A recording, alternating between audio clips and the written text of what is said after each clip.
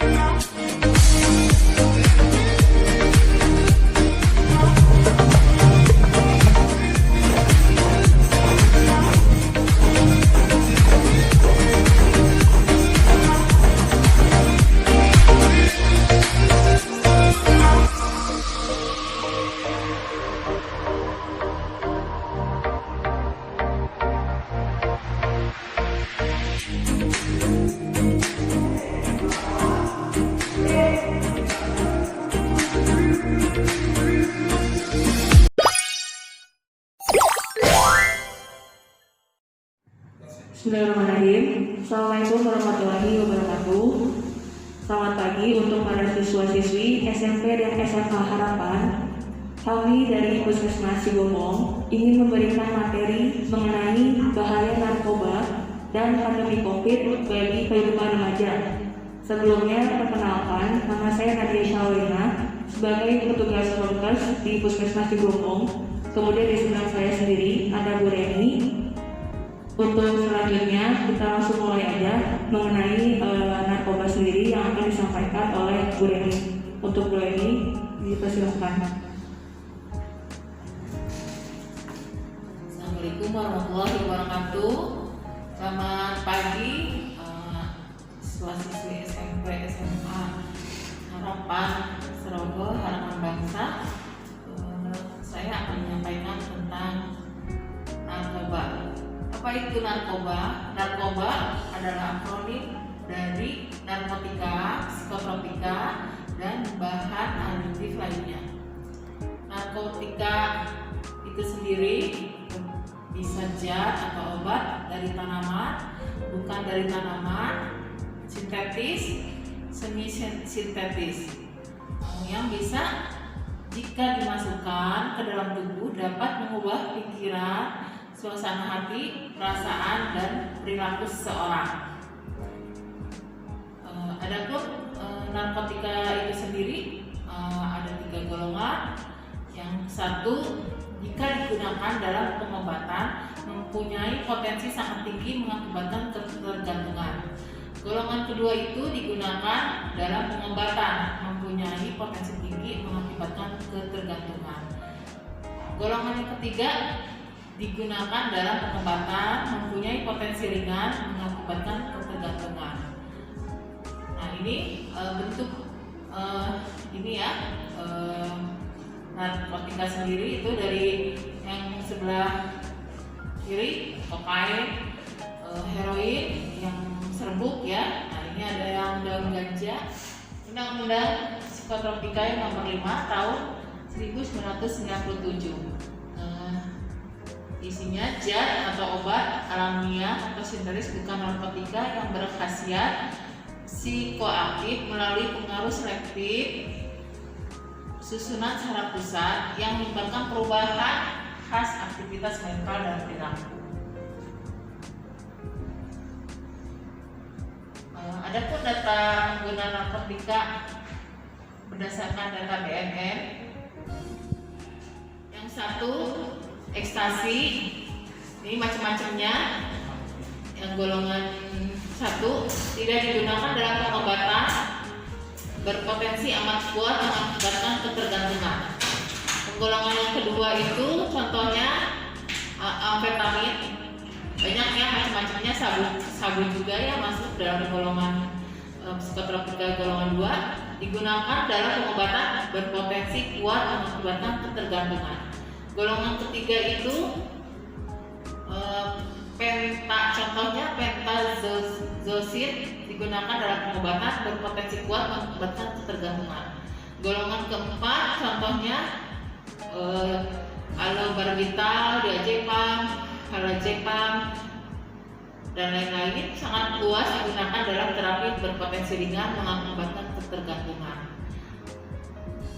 Data pengguna narkoba berdasarkan data BNN, data yang dikeluarkan oleh BNN pada Agustus 2013, zat adiktif, bahan atau zat yang berpengaruh psikoaktif di luar yang disebut narkotika dan psikotropika termasuk di dalamnya minuman beralkohol, terbagi dalam 3 golongan. Golongan A kadar etanolnya 1-5% atau bir. Golongan B kadar etanol 5-20% atau anggur. Golongan C kadar etanol 20-45%, ada whisky, vodka, dan lain-lain. Ini inhalasi dan solvent atau zat larut mudah menguap berupa senyawa organik yang ada pada barang keperluan rumah tangga, kantor, dan dan sebagai bahan bakar mesin, misalnya lem, thinner, penghapus cat kuku, bensin. C. Tembakau, pemakaian tembakau yang mengandung nikotin. Efek nafsa. 1. Golongan depresan. Pemakai merasa tenang, diam, tertidur, dan tidak sadarkan diri. Misalnya obat penenang, alkohol dalam dosis rendah. Yang kedua, golongan stimulan. Pemakai menjadi aktif, segar, dan semangat. Misalnya kokain, sabu-sabu, ekstasi, dan kafein. Golongan yang halusinogen menimbulkan efek halusinasi. Contohnya ganja, cubung. Nah, ini tanda-tanda salah guna narkoba. Ada perubahan dalam sikap, perangai, dan kepribadian. Sering membolos, turun disiplin, dan nilai-nilai pelajaran. Mudah tersinggung, suka marah, menguap, dan ngantuk. Malas. Suka mencuri guna membeli narkoba. Selalu memakai lengan panjang. Suka memakai kacamata hitam. Di sini menggunakan kacamata hitam yang mungkin matanya untuk menutup matanya yang efek dari menggunakan obat tersebut ya. Jadi mungkin efeknya jadi matanya jadi sayu, ya kurang bersemangat. Siapa yang dapat terjerumus penyalahgunaan narkoba? Kalau dulu keluarga yang broken home, orang frustasi, orang bermasalah. Kalau sekarang penyalahgunaan itu bisa di keluarga yang harmonis pun bisa menggunakan narkoba. Anak-anak dan orang dewasa. Jadi bukan hanya orang dewasa saja yang menggunakan narkoba. Pengusaha, artis ya banyak contohnya yang terlibat narkoba yang akhirnya tertangkap ya. Pejabat, pelajar, mahasiswa dan lain-lain. Akibat penyalahgunaan narkoba. Ini menyerang organ tubuh ya. Cimek ini contoh di gambar. Cimek ya, magic mushroom. Nah ini magic mushroom ini jamur ya, yang tumbuh di kotoran sapi atau kerbau. Nah itu hati-hati ya, karena bisa diberikan secara cuma-cuma, digunakan, disuruh masak bersama-sama, yang bisa akhirnya menimbulkan keracunan yang merusak otak, lidah, mata, pencernaan yang berakibat fatal. Terus putau ya, terus ada lagi sabu-sabu ya, menyerang organ tubuh ya, ini otaknya, mata, kulit, hati. Kokain juga sama ya, semua menyerang organ tubuh. Ekstasi juga. Nah ini gambaran otak yang sehat, gambaran otak pengguna narkoba. Yang sebelah kiri itu otak orang yang tidak menggunakan narkoba ya. Yang sebelah kanan itu pengguna narkoba. Ini akibat dari ketergantungan narkotika, psikotropika, dan zat adiktif. 1. Ketergantungan psikis. 2. Ketergantungan fisik. Nah, fisik di sini menimbulkan keracunan, bisa juga gejala putus obat atau yang dikatakan sakau ya. Jadi ketergantungan psikis di sini keinginan kuat untuk menggunakan nafsa secara mental atau emosional yang tidak terkendali karena merindukan kenikmatan semu yang ditimbulkannya.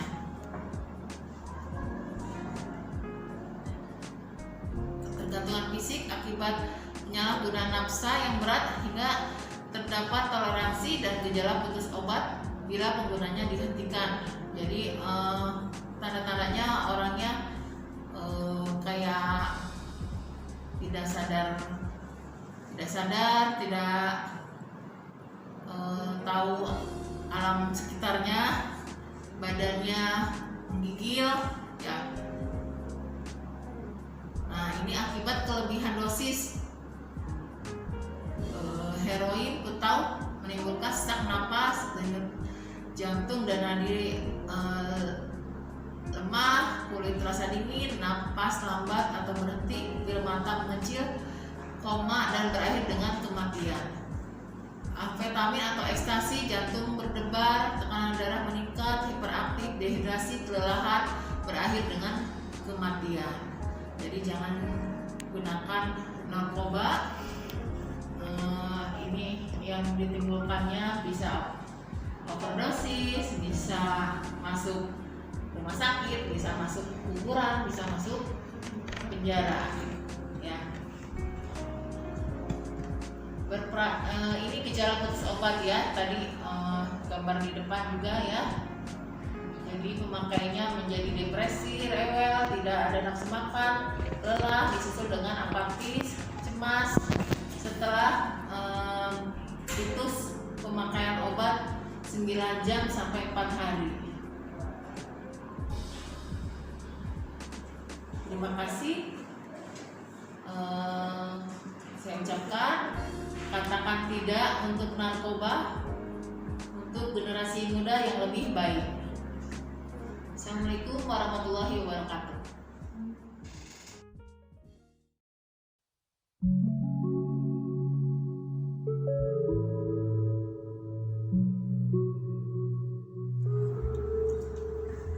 Bismillahirrahmanirrahim. Assalamualaikum warahmatullahi wabarakatuh. Selamat pagi untuk para siswa-siswi SMP dan SMA Harapan.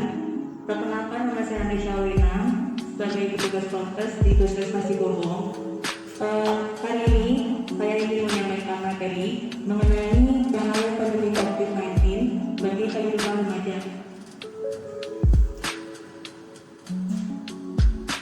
Di sini yang pertama, penyebaran virus sendiri ialah penyakit yang disebabkan oleh coronavirus virus baru, di mana saat ini pun belum ada vaksinnya. Untuk yang virusnya seperti mungkin para siswa pun sudah tahu mengenai seperti demam, kemudian batuk pilek, bertindak lesu, sakit tenggorokan, dan juga gangguan pernapasan. Untuk penularan sendiri itu melalui droplets atau tetesan cairan yang berasal dari batuk dan bersin. Jadi kan ketika kita batuk dan bersin itu ada cairan yang keluar dari mulut. Nah, itulah yang penularannya bisa dari situ. Makanya penting sekali ketika batuk dan bersin harus ditutup, entah itu pakai masker atau pakai tisu, juga pakai lengan atas bagian dalam. Kemudian kontak pribadi seperti menyentuh dan menjaga tangan. Jadi makanya kalau bisa sekarang jangan salaman dulu, jangan jaga tangan dulu, karena penularannya bisa kontak dari tangan. Kemudian menyentuh benda atau permukaan dengan tulus di atasnya, kemudian menyentuh mulut, hidung atau mata sebelum mencuci tangan.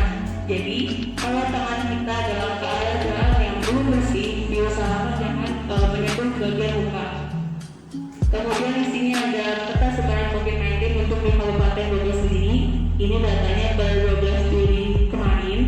Jadi untuk Cigombong sendiri kan kita masih di zona orange, di mana zona sedang. Kemudian ini ada data monitoring hariannya. Untuk yang dalam ODP sendiri sekarang ada 55. Kemudian untuk yang PDP sendiri sekarang ada 191 orang. Dan yang positif COVID-19 yang terkonfirmasi ada 408 orang. Lanjut. Nah, untuk kaum muda sendiri bisa dari silent killer. Jadi, menurut Ahmad Puryanto, sebagai juru bicara penanganan COVID-19, mengatakan bahwa tidak hanya kelompok usia lanjut maupun mereka yang memiliki penyakit delta saja yang berpotensi terjangkit virus. Jadi, untuk kaum muda dengan imunitas yang bagus pun itu bisa jadi rawan tertular gitu, meski gejalanya sangat minim.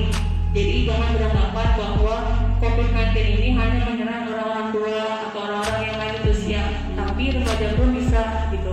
Kemudian berdasarkan data yang ada dan secara global sendiri, memang pada kelompok usia muda ini memiliki daya tahan tubuh yang lebih baik. Tapi harus dipastikan juga bahwa bukan berarti kelompok usia muda ini kebal. Jadi mereka itu bisa terkena tanpa ada gejala. Nah itu yang disebut dengan silent killer itu. Jadi orang yang tanpa gejala. Nah orang yang tanpa gejala ini pun jadi bisa menjadi salah satu faktor penyebaran virus corona sendiri semakin cepat. Karena untuk yang orang tanpa gejala itu dia nggak tahu kalau dia itu ternyata dia nggak tahu kalau ternyata dia itu kena COVID gitu. Jadi penting sekali untuk menerapkan physical distancing. Kemudian ini dampak pandemi COVID-19 terhadap kesehatan mental remaja. Nah, jadi untuk pandemi COVID-19 ini telah mempengaruhi hampir setiap aspek dalam kehidupan, termasuk aktivitas harian masyarakat, terutama kelompok anak dan remaja. Terus bagaimana ya? Sekarang kan ada penerapan physical distancing dan sekolah juga ditutup, jadi mereka tuh nggak bisa atau kalian itu nggak bisa beraktivitas normal gitu. Yang kalian tadinya biasanya sekolah seperti biasa, kemudian ketemu sama teman-teman secara langsung, sekarang kan nggak bisa gitu. Jadi jika dalamnya kalau kalian itu lebih banyak menghabiskan waktu bersama teman-teman kalian di sekolah, kemudian ada aktivitas di sekolah, sekarang kan belum bisa dulu gitu. Kemudian mungkin untuk kalian merasa kalau awalnya itu enak gitu, sekarang nggak sekolah, nggak masuk nggak masuk sekolah, terus kemudian nggak ada tugas dan sebagainya. Tapi seiring dengan berjalannya waktu, dapat pandemi ini ternyata berpengaruh terhadap mental remaja gitu. Jadi mungkin di antara kalian itu merasa murung, sedih, kecewa ketika menjadi karantina di rumah sama COVID gitu. Jadi mungkin kalian tuh ada yang bosan juga di rumah, kapan sih mulai sekolah gitu kan. Kemudian juga kalian juga mungkin ngerasa cemas gitu dan bertanya-tanya kapan sih COVID itu berakhir gitu, kapan sih normal lagi, kapan sih bisa sekolah kayak biasanya gitu. Nah ini ada tips untuk membantu menjaga kesehatan mental remaja selama pandemi COVID-19. Yang pertama, sadari bahwa kecemasan kalian itu adalah hal yang wajar. Misalnya, sekarang kan sekolah itu masih ditutup, terus berita-berita di sosial media itu kan banyak banget dan kadang kayak bikin takut gitu. Kemudian bikin kalian tuh cemas. Nah justru kecemasan itu bisa kalian manfaatkan gitu. Kalian bisa mengambil keputusan. Jadi kalian tahu nih, oh sekarang masih ada COVID nih, jadi harus cuci tangan pakai sabun air yang mengalir, kemudian kalau rumah pakai masker dan sebagainya gitu. Jadi karena kalian takut dan cemas itu justru sebenarnya bisa dimanfaatkan baik juga gitu buat kalian gitu. Jadi kalian tuh tahu untuk keluar rumah pakai masker dan sebagainya. Kemudian cari pengalihan, misalnya belajar masak. Jadi buat kalian nih siswi ya yang tadinya nggak bisa masak, nggak pernah masak, bantuin orang tuanya gitu. Kemudian olahraga juga. Jadi walaupun kalian di rumah aja, kalian tuh bisa olahraga gitu, naik sepeda atau sebagainya. Lalu nonton film kesukaan juga bisa, atau pokoknya melakukan aktivitas lain gitu yang mungkin biasanya nggak kalian lakukan gitu. Kemudian temukan cara baru untuk berkomunikasi dengan teman-teman. Jadi misalnya kalian boleh Zoom meeting atau video call sama teman-teman kalian, karena kan belum bisa ketemu dulu. Tapi yang perlu diingat adalah jangan terlalu sering juga pakai gadget gitu, karena kan takutnya nanti kalian jadi malas belajar atau sebagainya. Terus jadi bisa juga gangguan kesehatan lainnya gitu kalau kalian tuh selalu sering dengan gadget. Dan yang terakhir, fokus pada diri kalian sendiri.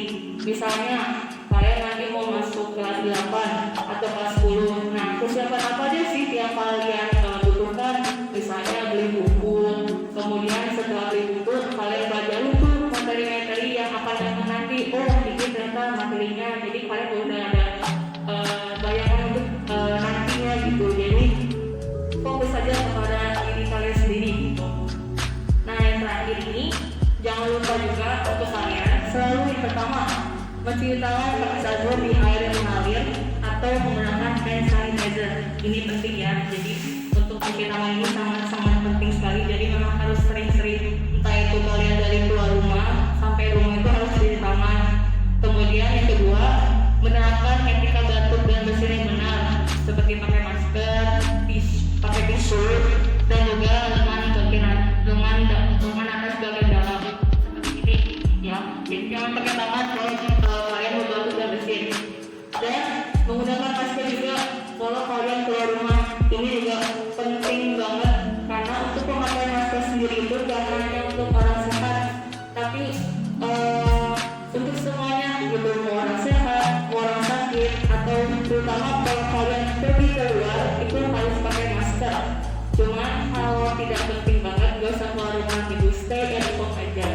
Dan yang terakhir physical distancing atau pembatasan jarak fisik.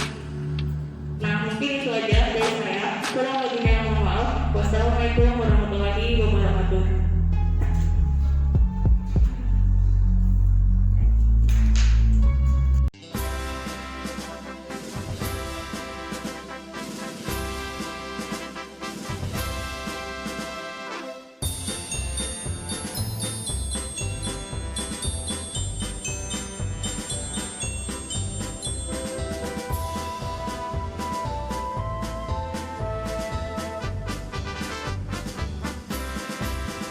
Gerakan literasi sekolah, bersama kita membangun bangsa, menciptakan karakter budaya baca menuju Indonesia mulia.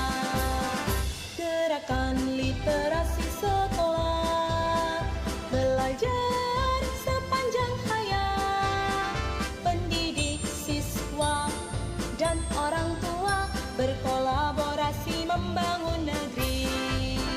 Dari Sabang sampai Merauke, dari Aceh hingga Papua, sawah hutan, gunung lautan, bersama kita membangun bangsa.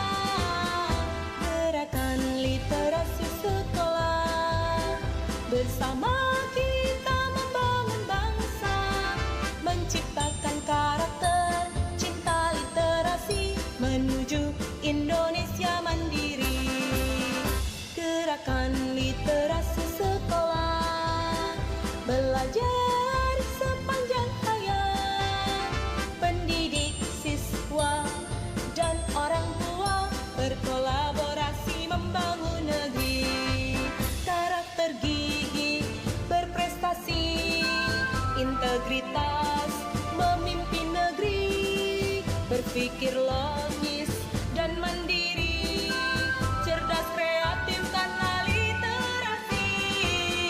Gerakan literasi sekolah, bersama kita membangun bangsa, menciptakan karakter cinta literasi menuju Indonesia mandiri. Gerakan literasi sekolah, belajar sepanjang hayat, pendidik siswa dan orang tua berkolaborasi membangun negeri. Pendidik siswa dan orang tua bersama memajukan literasi, bersama memajukan literasi. Assalamualaikum warahmatullahi wabarakatuh. Salam sejahtera untuk kita semua. Alhamdulillahirabbil alamin. Assalatu wassalamu ala asyrofil anbiya wal mursalin wa ala alihi washabihi ajmain. Anak-anakku sekalian yang Bapak cintai dan Bapak banggakan. Pada kesempatan hari ini kita sudah memasuki yang dikatakan masa pengenalan lingkungan sekolah, di mana pada hari ini saya akan menyampaikan materi tentang budaya literasi.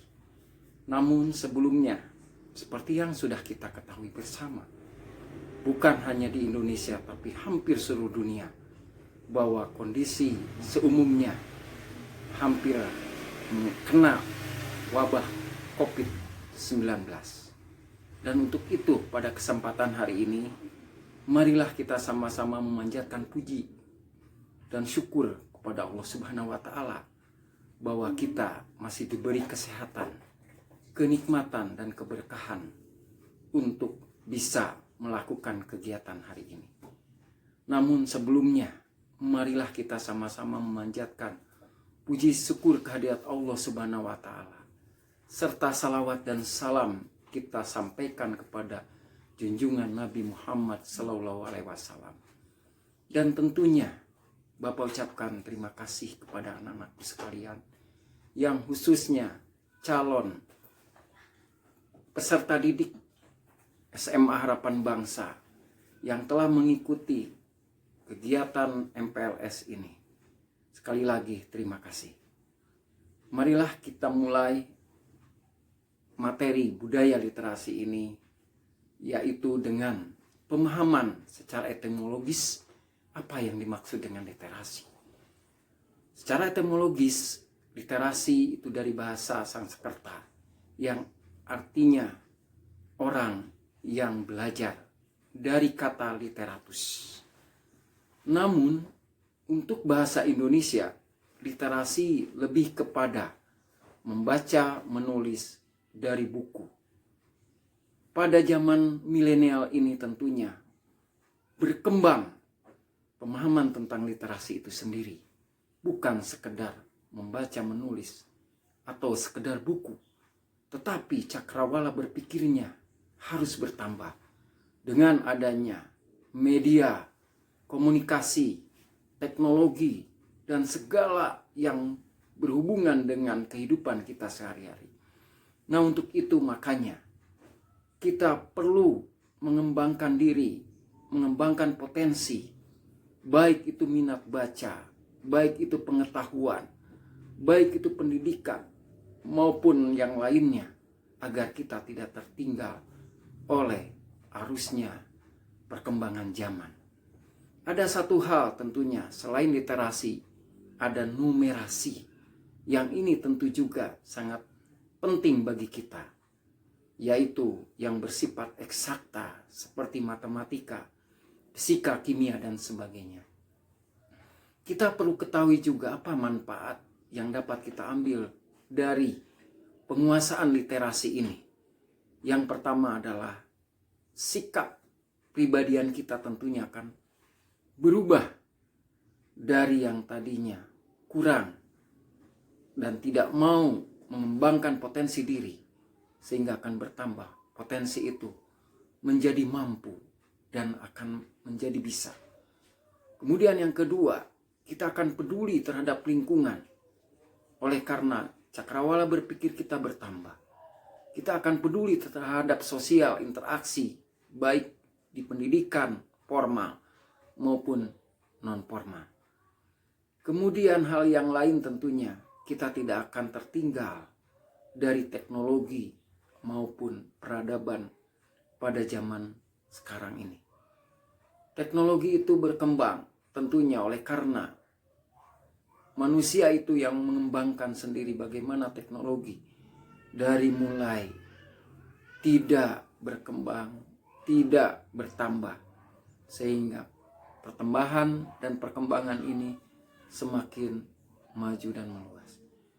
Namun sayangnya, bangsa Indonesia masih tertinggal oleh bangsa-bangsa yang lain karena satu hal, minat membaca yang masih kurang.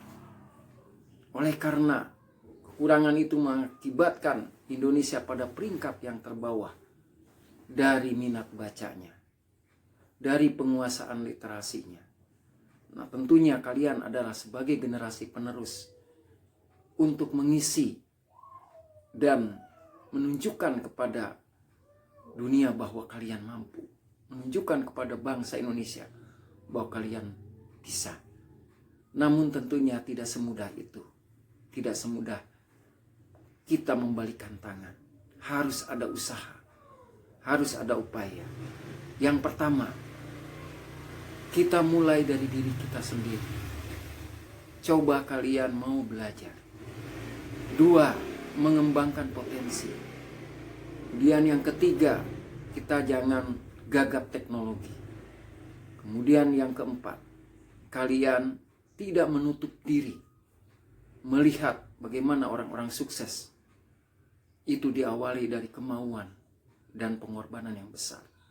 Dan yang terakhir tentunya harus mengetahui tujuan yang ingin kita capai. Apa setelah ini? Nah, untuk itu di zaman milenial ini kalian tentunya banyak akan dihadapi atau dihadapkan berbagai tantangan. Dengan perkembangan zaman ini, tentunya kita tidak bisa balik ke belakang, tapi harus maju ke depan. Literasi menjadi satu bagian yang tidak bisa terpisahkan dalam kehidupan kalian sebagai peserta didik. Dan kami sebagai guru pun tidak bisa meninggalkan itu. Maka untuk itu, gerakan literasi sekolah atau seringkali dikatakan GLS ini adalah satu upaya besar yang ingin mengubah bahwa bangsa Indonesia tidak akan tertinggal oleh bangsa-bangsa yang lain. Oleh karena mau membaca, mau menulis, dan mau mengembangkan potensi lewat teknologi, lewat perkembangan zaman. Nah, untuk itu sekali lagi, literasi ini tidak bisa dianggap sepele. Begitupun dengan numerasi. Literasi bukan sekedar membaca, bukan sekedar menulis, tapi bagaimana mengembangkan potensi otak kalian dari sikap cara belajar kita dan bagaimana cara belajar yang efektif. Ini harus dimulai dari kemauan kita untuk mencari tahu pengetahuan, baik sarana melalui internet, sarana melalui media sosial dan sebagainya yang sekarang tidak terbatas. Nah, untuk itu sekali lagi kita kembangkan potensi ini. Jika kita ingin mengubah dunia, maka ubahlah diri kita sendiri. Jika kita ingin berprestasi, kita harus mau belajar, dan belajar. Tanpa itu semua tidak bisa. Tapi ingat, orang pandai sama dengan mau mendengarkan. Tapi orang pintar mau melakukan. Jadi, kita berharap menjadi orang pandai dan pintar. Dengan begitu, perkembangan zaman yang akan kalian hadapi, kalian tidak akan tertinggal oleh zaman itu sendiri. Jawaban yang terbaik adalah bahwa literasi ini dimulai dari mau membaca minimal 15 menit. Setiap kita lakukan dalam aktivitas harian kita, berusaha 15 menit. Yang kedua, usahakan kita mencari gambaran umum dari buku yang kita baca. Kalaulah perkembangan zaman bisa melalui internet, usahakan apa yang kita baca gambaran umumnya. Setelah itu, apa peta konsep yang ada di dalam gambaran umum itu sendiri. Sehingga dengan begitu itu adalah kompas bagi kita memahami suatu masalah, suatu persoalan, suatu bacaan, suatu wacana, dan sebagainya. Begitupun informasi-informasi yang masuk kepada kita dengan kita sering menguasai dan membaca ataupun melakukan satu sikap yang sesuai dengan apa yang dimaksud dengan budaya literasi menjadi kebiasaan sehari-hari. Sekali lagi, saya mengingatkan kepada kalian, sebagai peserta didik, tidak bisa hanya melakukan sesuatu tindakan tanpa tujuan, melakukan sesuatu belajar tanpa tujuan, tanpa adanya peta konsep, tanpa adanya kompas. Begitupun kalian. Sebagai pelajar, tidak hanya malas-malasan. Harus ada kedisiplinan tanggung jawab. Disitulah keberhasilan yang akan digenggam oleh kalian sendiri. Jadi itu saja yang bisa Bapak sampaikan pada materi budaya literasi ini. Mudah-mudahan dalam kegiatan MPLS ini bisa berjalan dengan lancar. Mohon maaf apabila ada kata-kata atau kalimat yang Bapak sampaikan salah. Mohon seluas-luasnya dimaafkan. Terima kasih dengan ucapan syukur. Alhamdulillahirabbil alamin. Wassalamualaikum warahmatullahi wabarakatuh.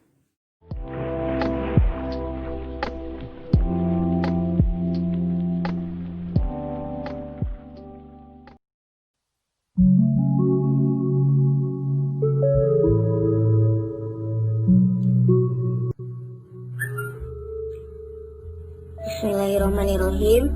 Assalamualaikum warahmatullahi wabarakatuh.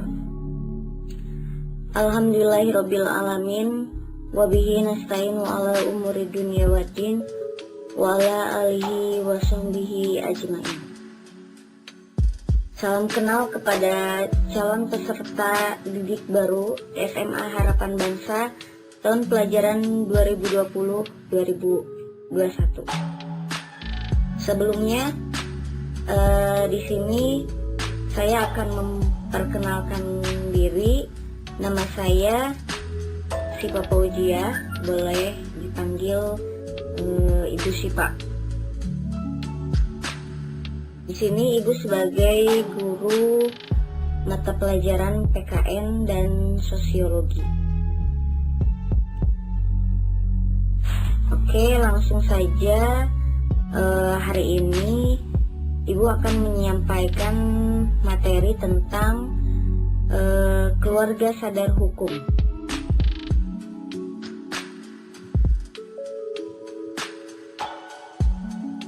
Nah, poin pertama yaitu makna dari kesadaran hukum.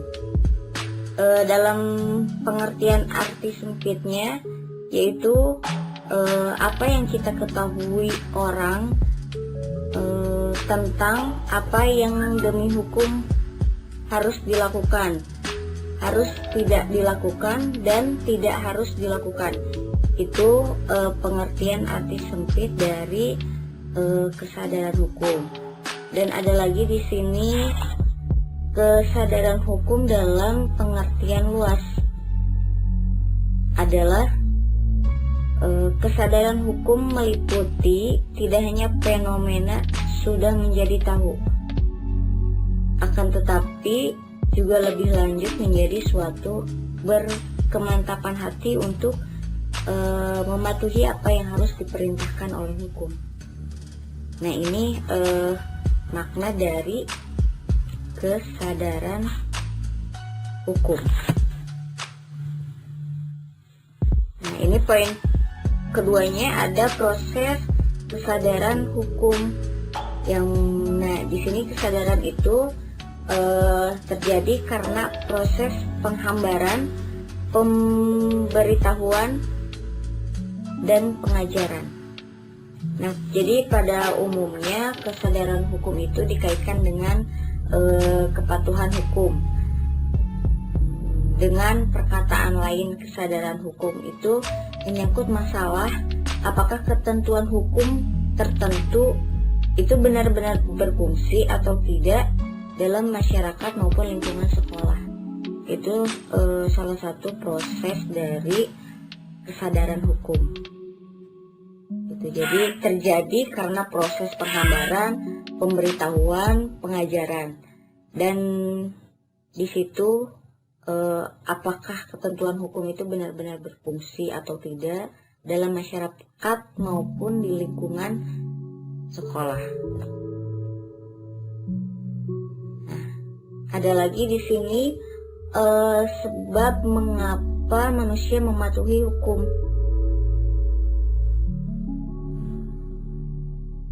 Karena di sini masyarakat itu harus mematuhi kaidah-kaidah hukum karena dia didoktrin untuk berbuat demikian.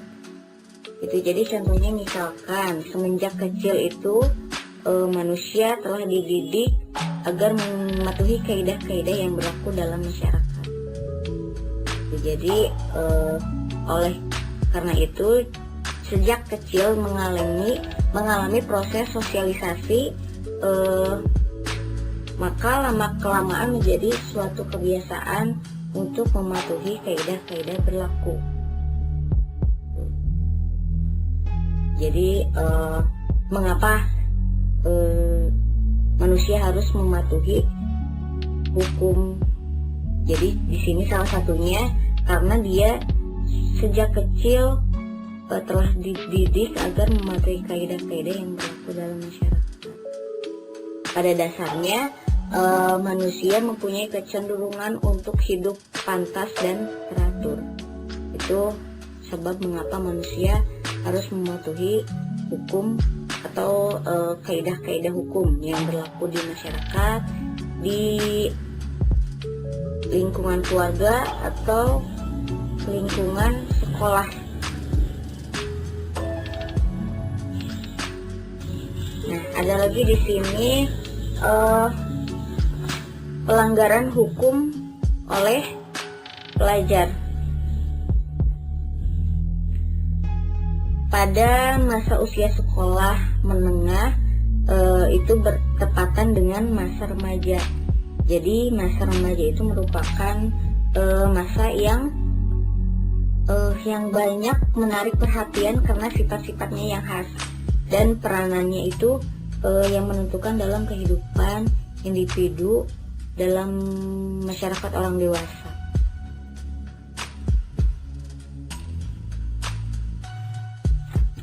Dan di sini masa remaja juga ditinjau dari tentang kehidupan manusia merupakan masalah peralihan dari masa anak-anak ke masa dewasa. Jadi sifat-sifat remaja sebagian itu sudah tidak menunjukkan sifat-sifat masa anak-anaknya, masa kanak-kanaknya, tetapi juga belum menunjukkan sifat-sifat sebagai orang dewasa. Itu masa remaja yang ditinjau dari rentang kehidupan manusia.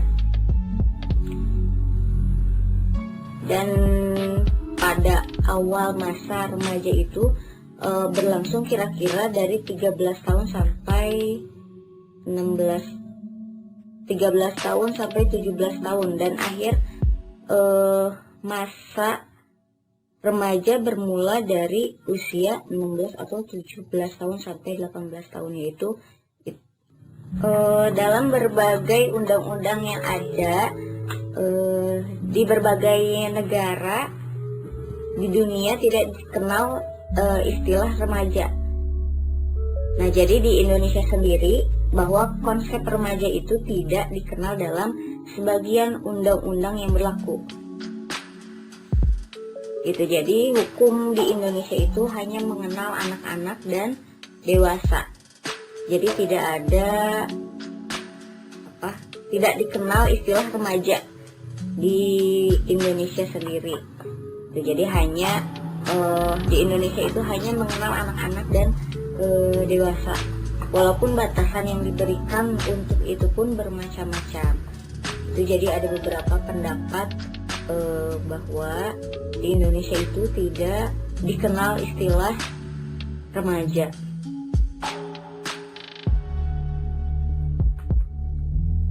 Oke, ini masih menjelaskan pelanggaran hukum oleh pelajar. Di sini ada hukum pidana memberi batasan 16 tahun sebagai usia dewasa, yaitu di pasal 45, 47 KUHP. KUHP itu kitab undang-undang hukum pidana. Nah, jadi anak-anak yang berusia kurang dari 16 tahun masih menjadi tanggung jawab orang tuanya kalau ia melanggar hukum pidana. Jadi tingkah laku mereka yang melanggar hukum itu pun, misalnya mencuri belum disebut sebagai kejahatan kriminal, melainkan hanya disebut sebagai kenakalan. Itu dalam batasan 16 tahun. Jadi masih menjadi tanggung jawab orang tua kalau ia melanggar. Contohnya tadi mencuri gitu. Jadi disebut sebagai kejahatan kriminal, melainkan disebut sebagai kriminal yang disebut dengan kenakalan gitu. Kalau ternyata kenakalan anak itu sudah membahayakan masyarakat dan patut dijatuhi hukuman oleh negara dan orang tuanya ternyata tidak mampu mendidik anak itu lebih lanjut, maka anak itu harus menjadi tanggung jawab negara dan dimasukkan ke dalam lembaga permasyarakatan khusus anak-anak. Jadi di bawah Departemen Hukum dan Hak Asasi Manusia, atau dimasukkan ke lembaga-lembaga rehabilitasi lainnya seperti Parmadi Siwi yang di bawah kepolisian lembaga metropolitan. Atau sebaliknya, jika usia seseorang sudah di atas 16 tahun, jika ia melakukan pelanggaran hukum pidana, ia bisa langsung dipidanakan. Itu jika usia seseorang sudah di atas 16 tahun. Gitu. Jadi kalau anak-anak yang kurang dari 16 tahun masih menjadi tanggung jawab orang tuanya kalau ia melanggar hukum pidana. Nah, itu disebut sebagai kenakalan. Ini poin pelanggaran hukum oleh pelajar. Selanjutnya, di sini faktor-faktor yang mempengaruhi pelajar melakukan pelanggaran hukum. Nah, di sini ada beberapa aspek, yaitu nilai, moral, dan sikap. Nilai, moral, dan sikap adalah aspek-aspek yang berkembang pada diri individu melalui interaksi antara aktivitas internal dan pengaruh stimulus eksternal. Jadi pada awalnya seorang anak belum memiliki nilai-nilai dan pengetahuan mengenai nilai moral tertentu atau tentang apa yang dipandang baik atau tidak baik oleh kelompok sosialnya. Dan selanjutnya dalam interaksi dengan lingkungan, anak mulai belajar mengenai berbagai aspek kehidupan yang berkaitan dengan nilai, moral, dan sikap. Ini dalam konteks ini, lingkungan merupakan faktor yang besar pengaruhnya bagi perkembangan nilai, moral, dan sikap di setiap individu.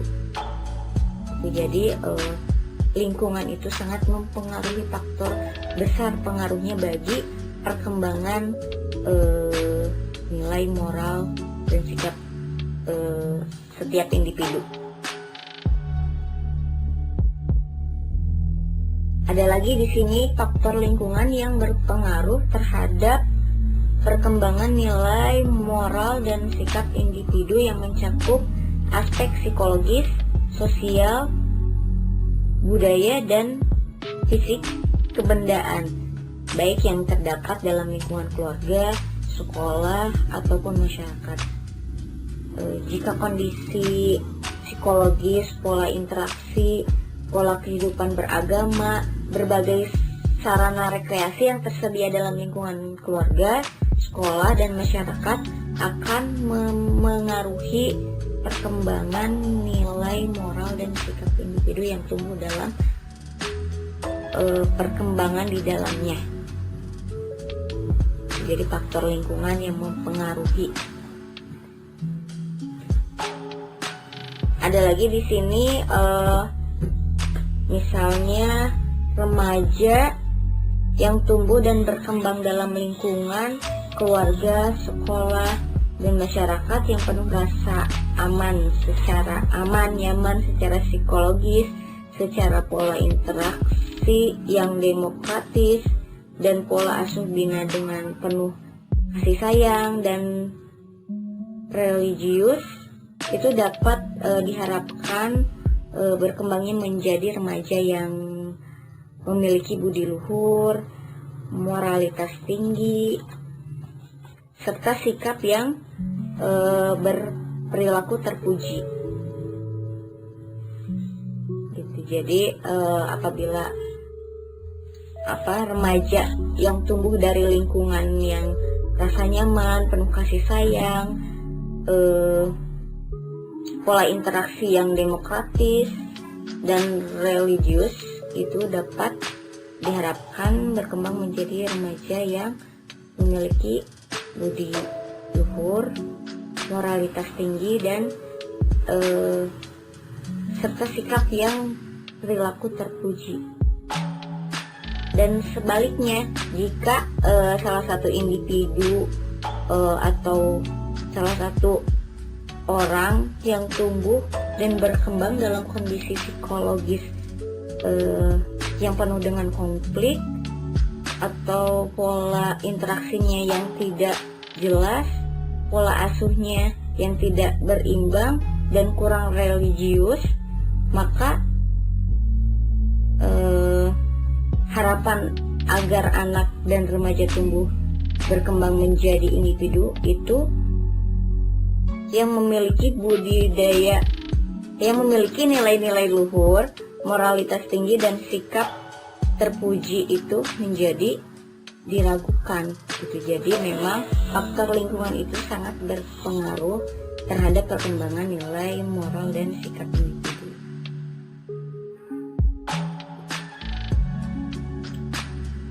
Dan di sini sikap itu merupakan salah satu aspek psikologis individu yang sangat penting, karena sikap merupakan kecenderungan untuk berperilaku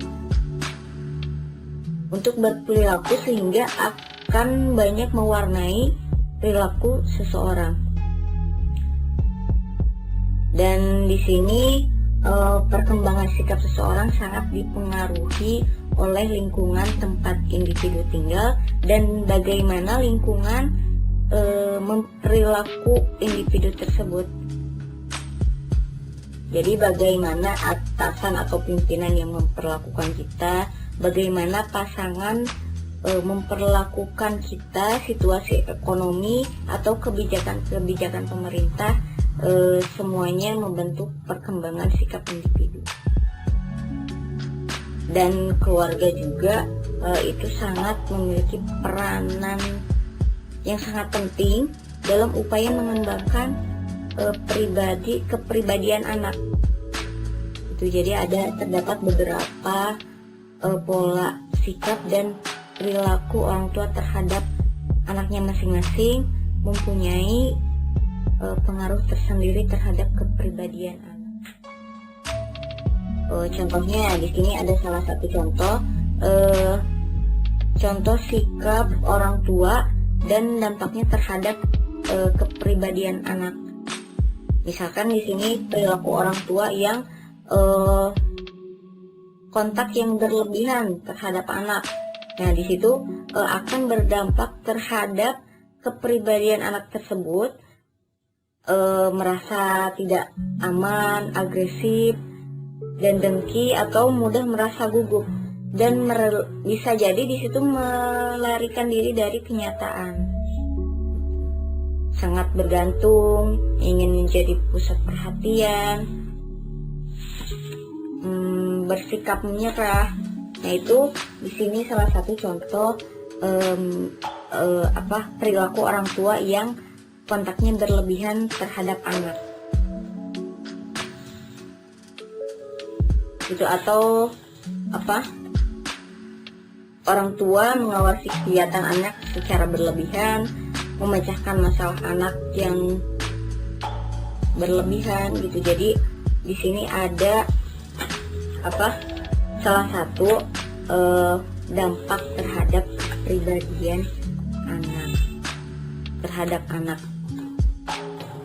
Ada lagi di sini contoh pola perilaku orang tua yang dalam segi pembolehannya.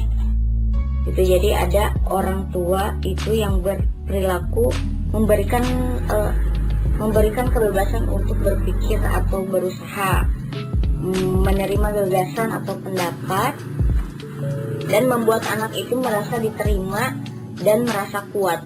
Nah, itu ada dampak terhadap anak tersebut menjadi pandai mencari jalan keluar, dapat bekerja sama, percaya diri, dan penuntut dan tidak sabaran.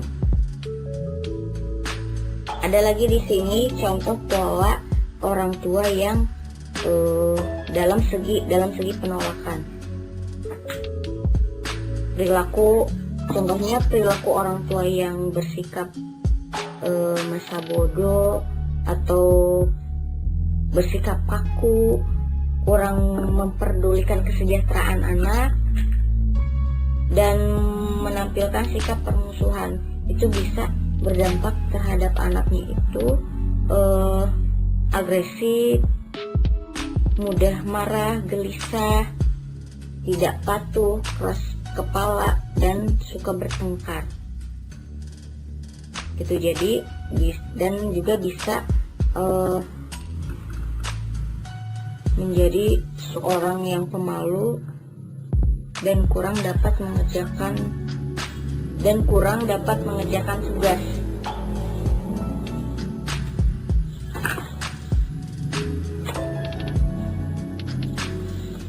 Nah, itu salah satu contoh pola perlakuan orang tua terhadap anaknya.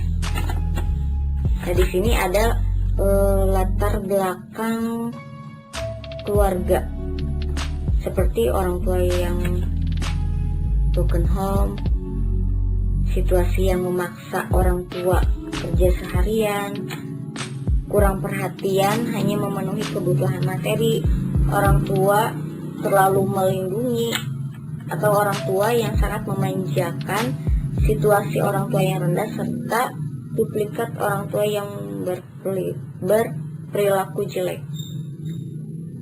Nah, di sini ada lingkungan keluarga dipandang sebagai faktor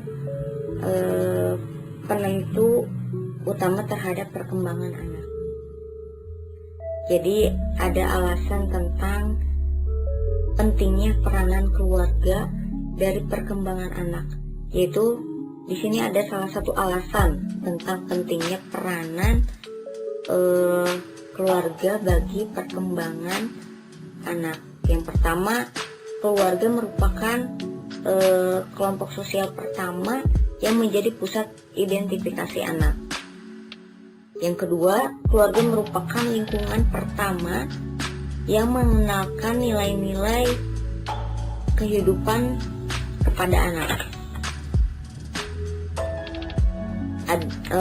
Dan orang tua itu dan anggota keluarga lainnya merupakan sebagian dari perkembangan kepribadian anak tersebut, dan keluarga itu sebagai institusi yang memfasilitasi kebutuhan dasar insani atau manusiawi, baik yang bersifat fisik, biologis maupun psikologis. Dan di sini terakhir, anak banyak menghabiskan waktunya di lingkungan keluarga. Seiring perjalanan hidupnya yang diwarnai oleh faktor internal, adapun pengaruh status ekonomi terhadap kepribadian remaja adalah bahwa orang tua dari status ekonominya itu rendah, cenderung lebih menekankan kepatuhan kepada figur-figur yang mempunyai otoritas. Adapun pengaruh dari status ekonomi terhadap kepribadian remaja, yaitu bahwa orang tua dari status ekonomi rendah itu cenderung lebih menekankan kepatuhan kepada figur-figur yang mempunyai otoritas. Kelas menengah dan atas cenderung menekankan kepada pengembangan inisiatif, kepengetahuan dan kreativitas anak. Nah, jadi dalam latar belakang masyarakat itu seperti pengaruh dari media massa, kekangan dari sekolah atau lingkungan sosial yang tidak menentu. Itu jadi ada kelompok teman sebaya sebagai lingkungan sosial bagi anaknya itu mempunyai peranan yang cukup penting bagi perkembangan dirinya. Jadi melalui kelompok sebaya itu anak dapat memenuhi kebutuhannya untuk belajar berinteraksi sosial, berkomunikasi, dan bekerja sama, yaitu belajar menyatakan pendapat dan perasaannya, atau belajar merespon dan menerima pendapat dan perasaan orang lain. Itu jadi belajar tentang norma-norma kelompok dan memperoleh pengakuan dan penerimaan sosial. Itu salah satu latar belakang masyarakat yang mempengaruhi perkembangan terhadap diri seseorang.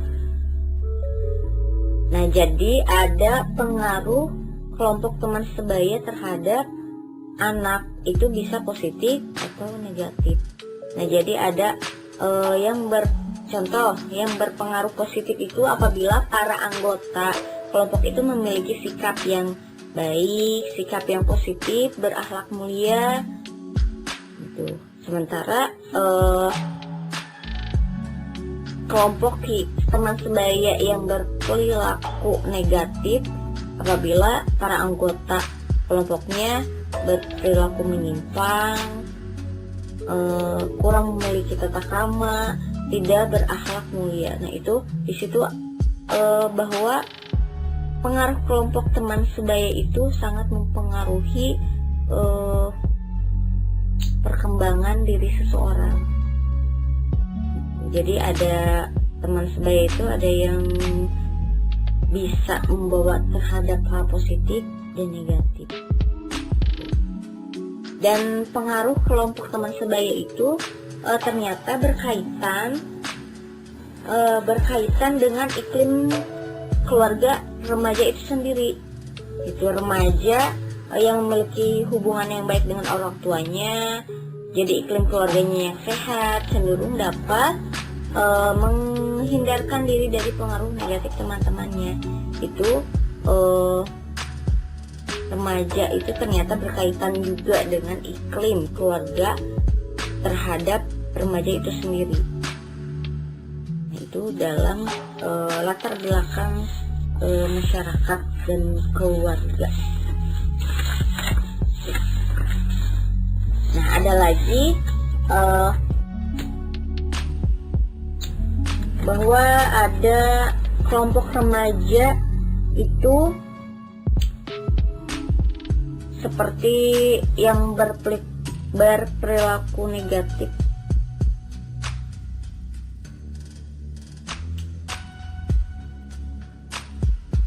Contoh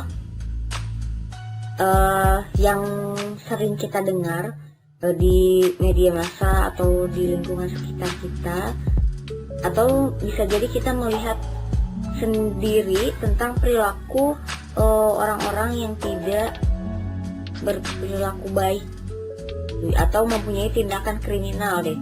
Itu dari kelompok remaja seperti geng motor, atau di sini ada kelompok remaja ini terbentuk karena adanya kesamaan nasib dan sikap konformitas di antara mereka, seperti sama-sama mengalami masalah dalam keluarga, broken home. Minat atau keinginannya itu tampil sama, bergaya bahasanya yang sama, yang gaya berpakaiannya sama, gitu. dan sikap solidaritas yang kuat. Nah, itu salah satu tindakan kriminal dari kelompok remaja. Dari contohnya tadi geng motor.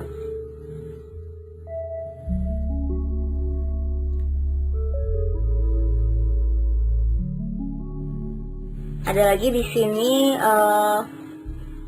sedangkan di sekolah dipengaruhi kesamaan dalam faktor-faktor harapan atau aspirasi pendidikan, yaitu dalam nilai atau prestasi belajar, absensi, dan pengerjaan tugas-tugas atau pekerjaan rumah. Nah, itu kadang juga menemukan bahwa ada kesamaan dalam menggunakan obat-obat terlarang, merokok, atau minuman keras. Itu mempengaruhi yang kuat dalam pemilihan teman. Oke, cukup sekian untuk materi hari ini. Kurang dan lebihnya mohon maaf. Terima kasih. Wassalamualaikum warahmatullahi wabarakatuh.